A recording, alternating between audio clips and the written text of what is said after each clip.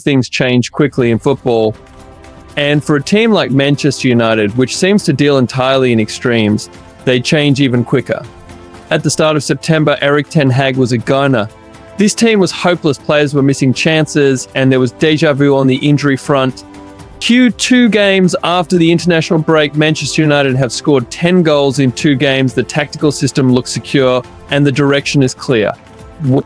In between those two extremes, a true measure of the progress of this United team will be clear in their next game. Ten Hag's side travel to Selhurst Park to take on Crystal Palace, a team that was the architect of their worst loss last season, but the circumstances are remarkably different this time. Last season, when United went to Selhurst Park, it was the husk of the team they are today. Injuries had ravaged the squad, and Ten Hag barely had enough players to field an 11, let alone a full bench. Palace, on the other hand, were in the middle of their revival under Oliver Glasner, with Michael Olise as their talisman. It was a classic case of a team on a meteoric rise facing a team in free fall. The 4-0 loss for United was an act of mercy. Circumstances couldn't be more different this time around. Ten Hag has already said he's in a position to have nice headaches because of the options available to him. The team is coming off of scoring 7 against Barnsley, where many players rediscovered their mojo, most importantly Marcus Rashford. Meanwhile, the picture isn't as rosy at Crystal Palace. They are yet to win in the league this season and have been dominated in all but one game at home to Leicester City. The Olise-sized hole is yet to be filled, and the likes of Eberechi Eze and Adam Wharton haven't started the season on fire.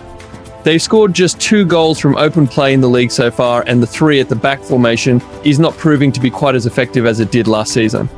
United couldn't have come into this game in better form, and the circumstances around the fixture couldn't have been much better for Ten Hag's side to exact their revenge. Having said all of the above, it might look like United are clear-cut favourites for this tie, but only the latter part of that tag is true.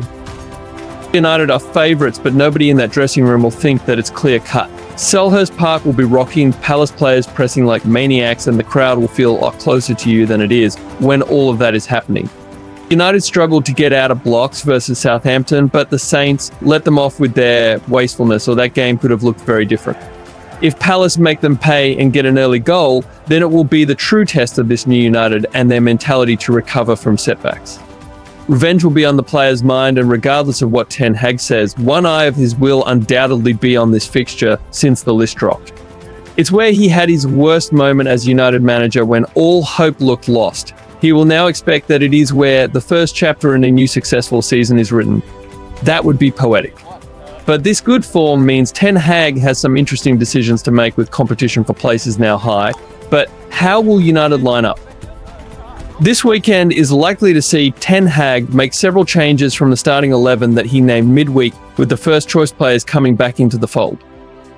Mason Mount and Rasmus Hojlund are back in training, although a start against the Eagles looks unlikely. Luke Shaw and Lenny Yoro will also all be out absent through injury.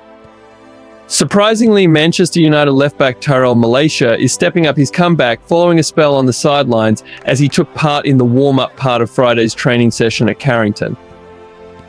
The Netherlands international was welcomed back onto the grass by his teammates, who all applauded as he made his way through to the pitch at our base.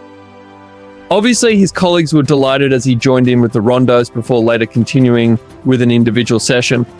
Malacia made 39 appearances during a successful debut campaign in England, following his move from Feyenoord in 2022. It is clear that the 25-year-old will be treated carefully as he looks to push on.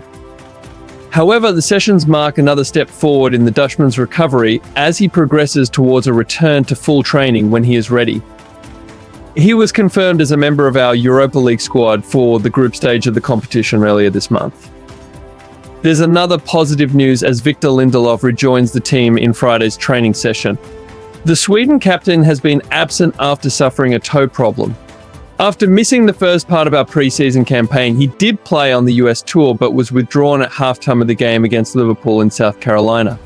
Erik ten Hag will be buoyed by the reliable defender's potential return, with the fixtures starting to come thick and fast at home and abroad for United.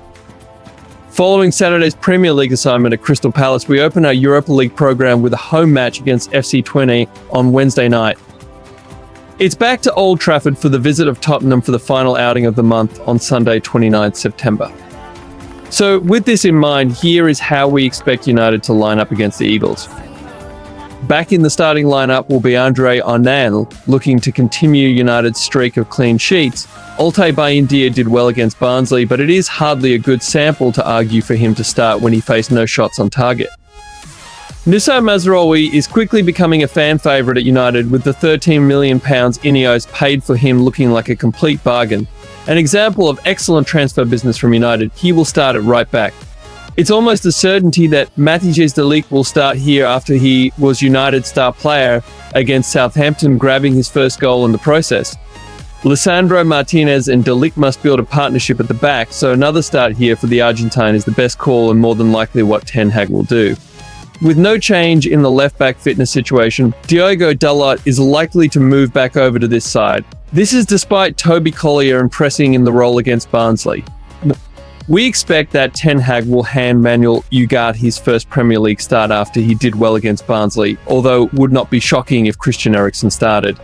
Alongside Ugarte in midfield, we predict there will be Kobbie Mainoo, who was completely rested midweek against Barnsley. Due to this, it seems inevitable he will start alongside his new midfield partner. Moving into the attack, Amad Diallo enjoyed a sensational game against Southampton and looks like a key part of this team now, often being the main danger man. In the number 10 position will be Bruno Fernandes after his successful cameo against Barnsley, in which he showed his class. Now we need him to get back to his best in the Premier League. The man in form with 7 goal contributions in just 6 games this season, Alejandro Garnacho, simply needs to start from now on, as he has proven already on multiple occasions this season.